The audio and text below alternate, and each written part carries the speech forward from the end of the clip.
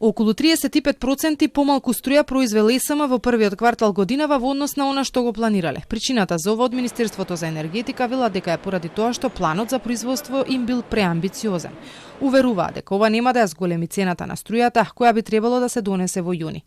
Се надевам дека на следниот тендер, кој ќе биде во почетокот на втората половина, државата ќе направи се за граѓаните да немаат никакви ценовни шокови. Според моменталните бројки, околу 50.000 домаќинства не можат да си ги платат сметките за струја, но сомнежите дека се многу повеќе.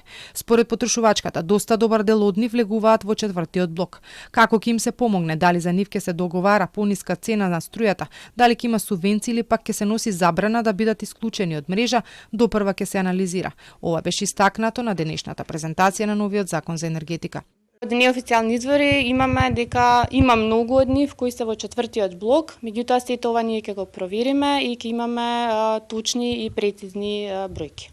Со новиот закон, електродистрибуција за период од 7 години од донесувањето на одлуката на владата ќе треба да ги замени постоечките со паметни броила, но се уште ќе се утврдува на кој ќе падне овој трошок. Уштетен филтер за новиот закон треба да се направи со работната група, во која има 3 члена предложени од опозицијата.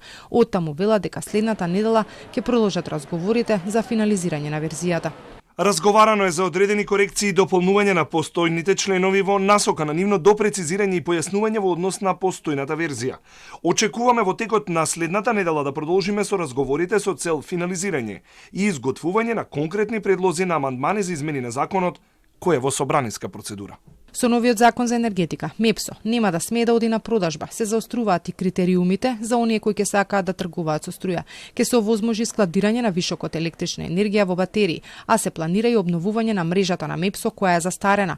Во моментов има барања за приклучување на 10.000 мегават часови, но голем дел од овие инвеститори немаат ниту купено земјиште и го држат редот на оние кои се сериозни играчи на пазарот.